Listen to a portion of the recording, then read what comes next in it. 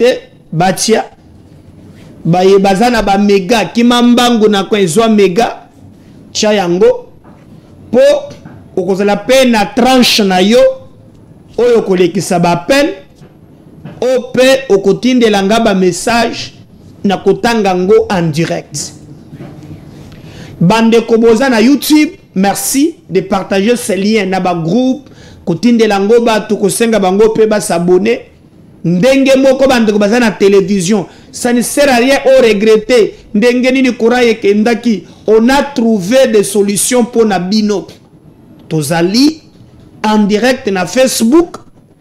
Do ata courant ezate ozana possibilité ya kolanda mayenyo soto ko sala na YouTube obetika ka MKB's officiel o s'abonner tout comme okena Facebook betaka na chombo na yo MKB's officiel okomona tozali s'abonner na page wana pe landa biso en intégralité.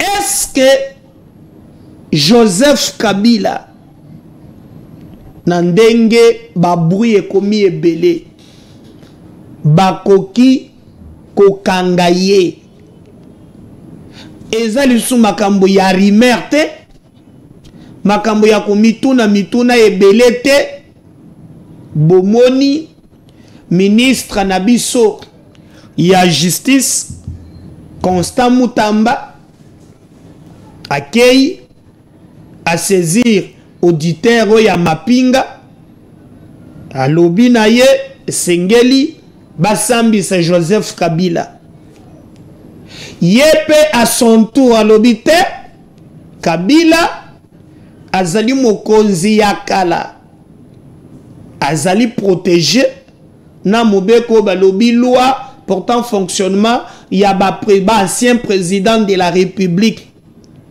nangambo mususu na statut wana ba peso ba bengi sénateur à vie. D'ailleurs, et c'est na réfléchir bino mémoire que un député a côté ici une proposition de loi à lobby Sengeli ba koyi sa disposition ya mobeko wana Sengeli ba longola yango popo na ye amoni ke ezali kopesa bango bandingisa ebele ba pouvoir eleki mwa mingi. Mais nanu ba bolir yangote, nanu ba kwesi yangote, cette loi est en vigueur. Et l'ancien président de la République, ba commissaire sénateur à vie. Ba kei ko saisir maintenant Sénat, c'est-à-dire Sama Lukonde, pour être à son tour Sama Lukonde naba sénateur ba autoriser lever à ba immunité. Je crois ici tokozala na ba technicien ya droit bokolanda yango po boyeba nini oyo bande Congo bazali kosala sur place. Est Kabila comme sénateur à vie, il a ses immunités parlementaires bako longola yango parce que bokolanda tango Constant Mutamba azali ko expliquer nde bazo poursuivre ye azo préciser lobby bazo poursuivre Joseph Kabila pas comme ancien président de la République, mais on le poursuit comme sénateur à vie. Mais est-ce qu'un sénateur à vie azana ba immunité oyo esengeli pe bakende balongola yango? Donc bato baza divisé bamusoma lobi non azana droit wana te bamusoma lobi aza sénateur quand même parce que sénateur nyonso bazana ce qu'on appelle un droit de privilège de poursuite.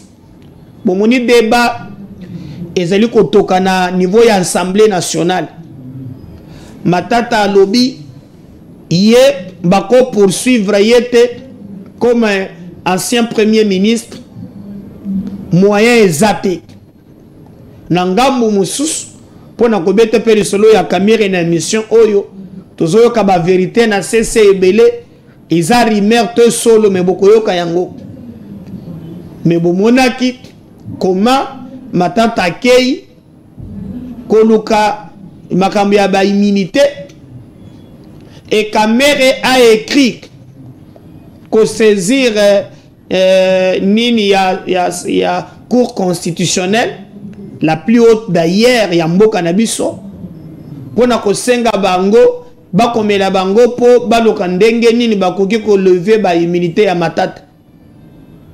Tomoni d'ailleurs un groupe ya ba député batene bango bazeli ko se porter comme bouclier.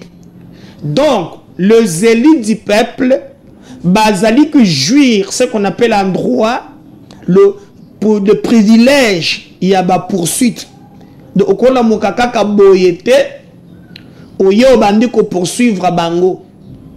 Mais ces immunités bapé sa bango ezalaka po boma Congo te eza po ba protéger bango contre le pouvoir soki balingi en exercice ya ba fonction na bango. Ce n'est pas ba privilège bapé si bango comme le cas soki makambo tozoyoka baliko reprocher Kabila selon Toyoki Balobi azali de mèche parce que ministre de la justice azo précisé à lobby azana ba preuve azana ba élément. D'ailleurs je vous rappelle que cette histoire est bandakana Jean-Pierre Bemba qui nous a dit est-ce que boyebi pourquoi Kabila se précipita na lombango kokima na mboka oyo eza mutuna tunaki. Est-ce que boyebi pourquoi Kabila weli salombango kokima? Je pense que bato mususu ba yebakate pourquoi Kabila akima. Mais maintenant là Obemba lobaki petit à petit apparemment et kogi ko salema pour Bemba lobaki ke tango ya zela ke ministre de la défense bazana ba preuve tangible que ezala mobondo ezala est ye muntu azali derrière na yango pour telinge a déstabiliser mboka en renversant oyo azali en place pour te ye akoba na kozala na bisika wana. Mais je vous rappelle à l'époque babenga ki na bato fait c'est balobaki azali muntu ali ko panza en azali ko loba makambo azo maîtriser te face na Joseph Kabila selon bango et le en ya makambo ya CPI mutezo salaye.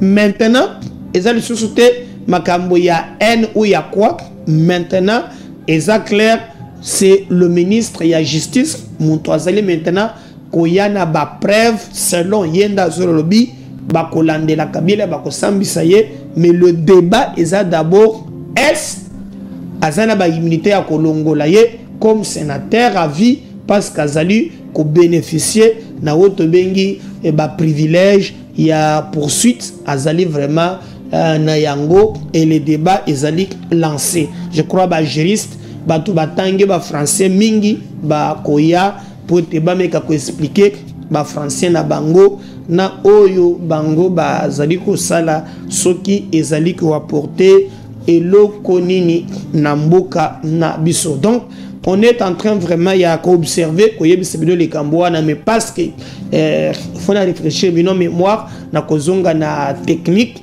tokolanda Joseph Kabila Kabange a kozala poursuivi ou pas, c'est lui qui prend la parole. Les alliés ministre nabiso ya justice Constant Motamba azali koloba clair et là azali ko responsabiliser sans mâcher les mots l'ancien président de la République qui lui est derrière ce massacre. C'est le ministre de la Justice Joseph Kabila azali ko travailler azali ko kende na logique na Jean-Pierre Bemba Gombo oyo azali ancien ministre ya défense mais actuellement azali VPM azali ko s'occuper na maye matali et transport. Qui dit vrai, on suit Constant Motamba, on va revenir juste après. Fils congolais poursuit les sénateurs avec Joseph Kabila, non pas en sa qualité d'ancien chef d'État, mais en sa qualité de sénateur.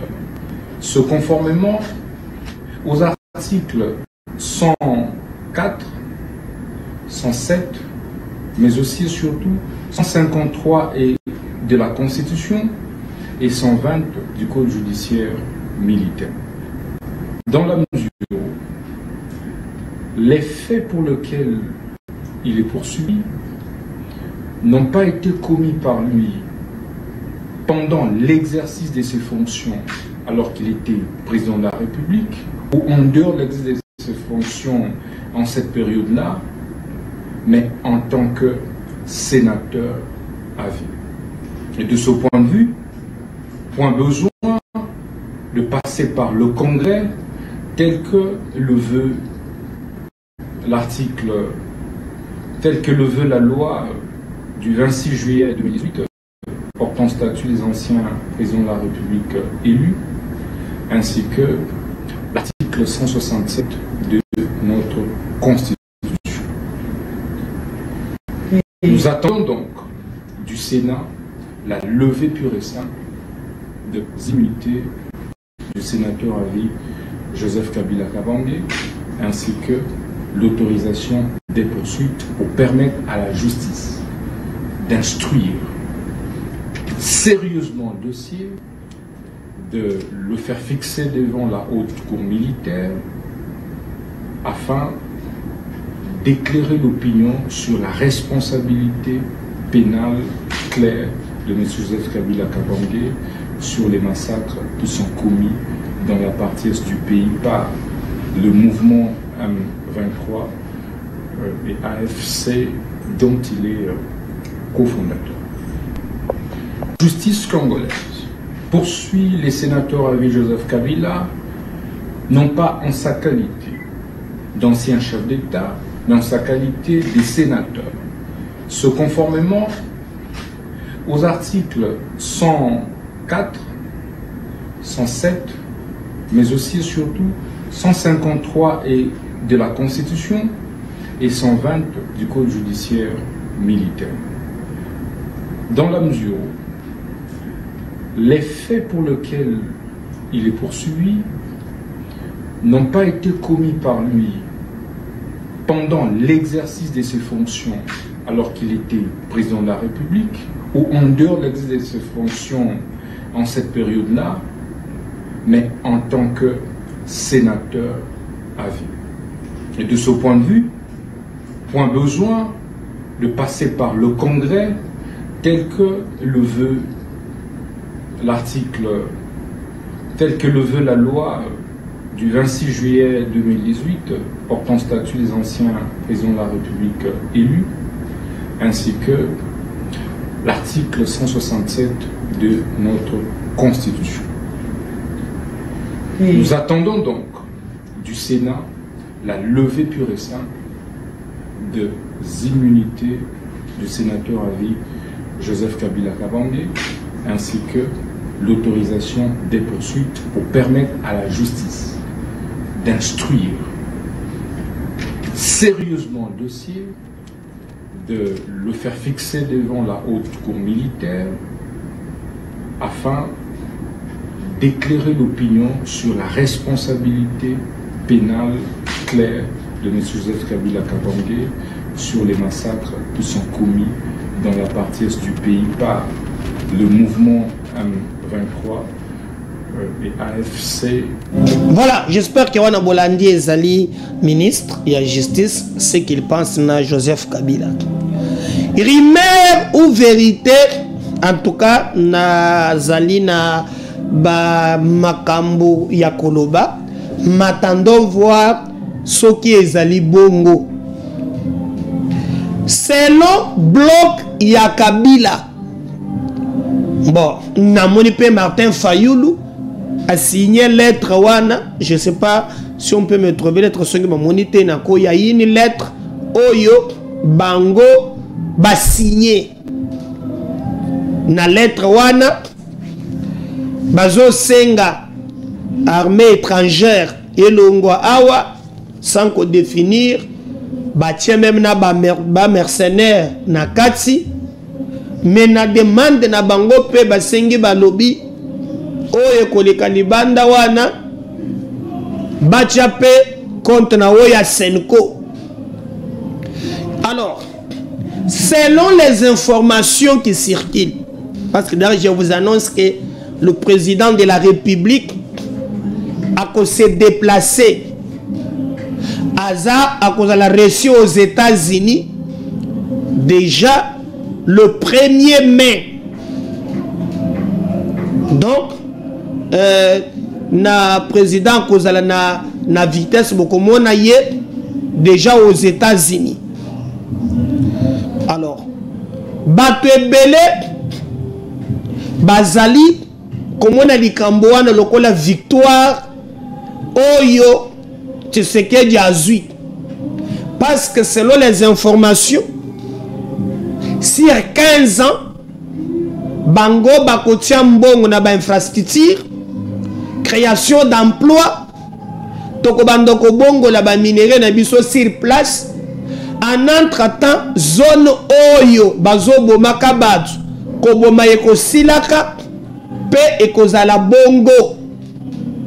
Alors likambo wana pona baye babandaki kozela ke bokonzi ya Tshisekedi esila na nzela ya manduki bamoni ke ba perdre liboso Congo ezalaki kozwango na ba note simple diplomatique, mais na tchela kibine eloko moko bolandaki awa comment déjà tenir réunion mobimba ya gouvernement américain et les dossiers du Congo ezalaki à l'ordre du jour. Bon, atomuso ba sepeli nangote ma otozoloba bandeko na biso wana, on apprend que Vital Kamerhe comme président de l'Assemblée nationale, dans le bibo tchanga guillemets, bazoye bisaye, selon les informations tozu vrai ou faux, mais on alerte seulement que non, ce qui va commun à niveau, il y a président à s'engager pour la paix et c'est lié. Alobaka démissionné, alobaka likambouane ezabiente comme président de l'Assemblée nationale et koki ko fragiliser comme ça et renforcer bloc ya Kabila. Ouane ezali information comme Elibus. Vrai ou faux, le temps c'est le deuxième nom de Dieu. Tozela. Et d'ailleurs, selon Bassou Moussouba Lobi, azo coalisé na bango na CC. Est-ce bazo sala intox? Est-ce bazo tchera ye diabo? Vrai ou faux? Mais le acte que Vital Kamerhe a composé ndeko dans la révélateur par rapport yaba makambo mususu ndenge tozali komona na se. Mais jusque là ils ont un élément mokote oyo na moya lelo ezali ko confirmer que Ye Vital Kamerhe azana nzela wana. Mais bato balobi il est en contact permanent avec Joseph Kabila, il est en contact permanent na Moïse Katumbi. Et d'ailleurs azali bango to bamisagi nokeno kota likambo ya matata yango bomoni azo sala manso pote justice emeka koluka kotia maboko na matata te yazo travailler sur yango. Alors, il y a des vérités, des révélations. Obiso Togoki Kondumato, Kozela attendons maintenant, tout le monde a les actes. Mais selon les informations, Kabila Lobby, na Bandobi Soki Kaka, États-Unis aye, Ndenge Makambozo Kende na Kimia, ba stabiliser Est, na Mitu na Bango Balobi, Tshisekedi a revenir, na idée ya Koloba qu'il faut changer constitution. Selon Mitu na Bango.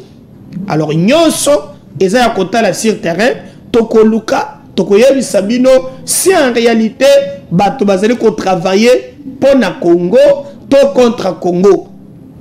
Nyonso koyeban. Est maloba yebali ko akizeye, eza ya solo. D'ailleurs, beaucoup de photos oyo qui vous rappelle bato basali yango déjà, hein? Je peux avoir au batie ba Kamerhe na bani passe na yo, eza voilà.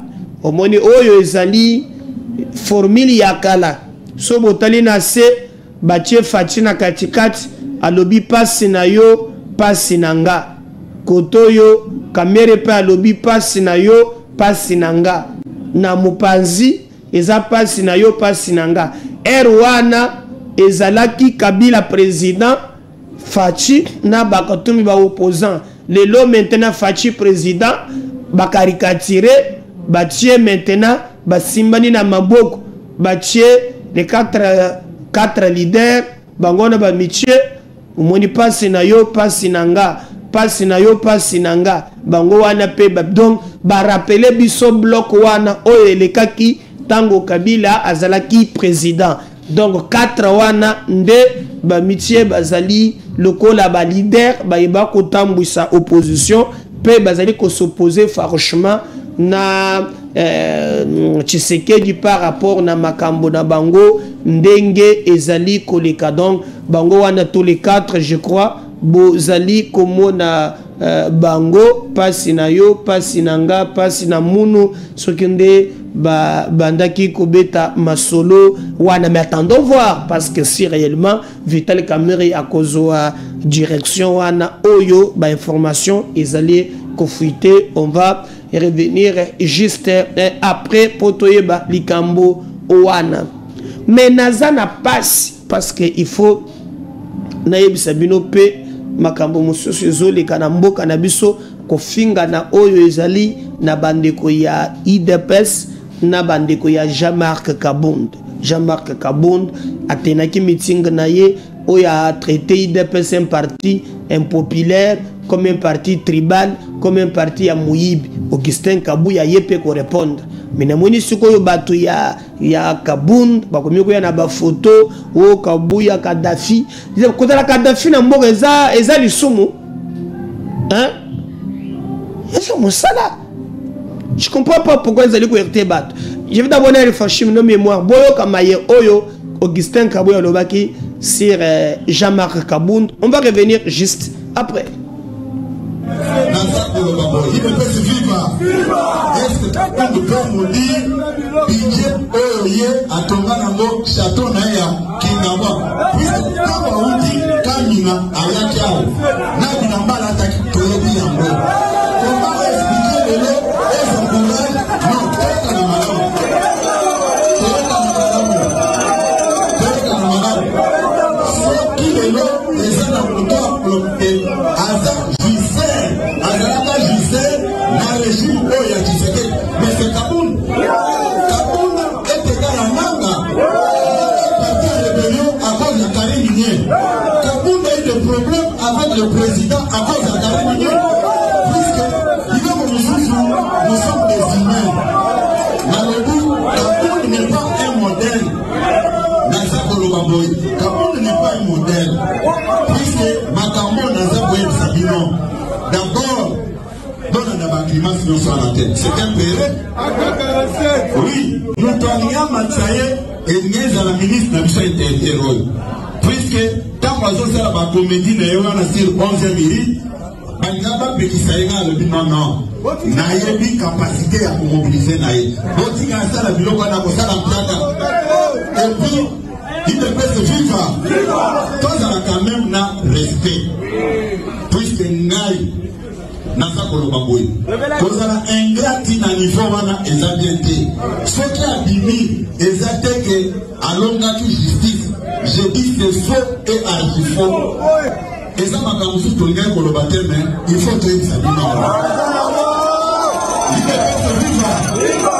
il ne peut se vivre. Première rencontre, puisque moi j'ai eu la chance de participer à ma rencontre dans ce Mibali. Émissaire naïe, Oyatinda qui poissait naïe pardon et pas mon Konzamboka, c'est Moïse Kachiboui. Le Konabisson et Afrique du Sud. Accueilli à Tindie, à l'obit, n'a posé c'est les sous-bousons par la je dis ça, ma caméra sur ma main, Nandélia.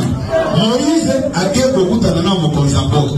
À transmettre le message naïe. Il ne peut se vivre. Ma caméra n'a pas voyé de Sabino. Tango mokonzaza kosololanga biso eza sécurité puisque tango namoni yoso manqué respect par mokonzi nana yebi vérité mokonzaza magistrat suprême il faut toyeba yango mokonzi asengi nalobi asengaki na ye émissaire na ye naza kotanga kombo soki bolingi koverifie soki nalobi vérité botuna ndeko Jean-Claude Chilumba premier vice-président assemblée botuna ndeko Jacqueline Chaban botuna ndeko Peter Kazaki botuna ndeko Topin Kabon.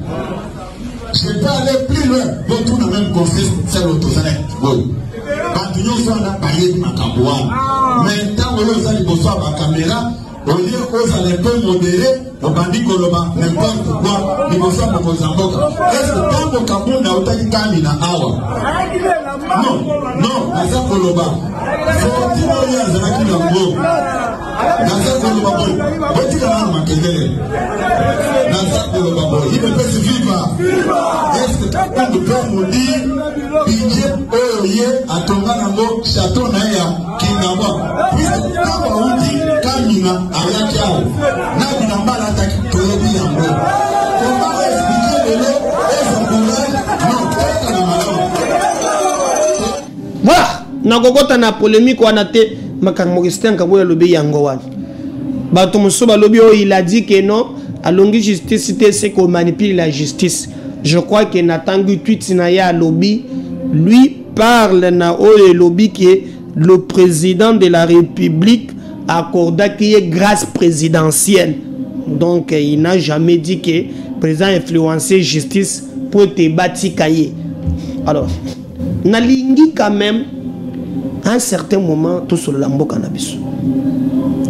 Bazobuka batu bandako. Je vais vous donner des images. Bomoni moto tongi na vu soki na tongi te okoyeba pasi te. Sikoyo balobi ezali construction anarchique. Bon, okeyi osombi bisika. L'État appelle sur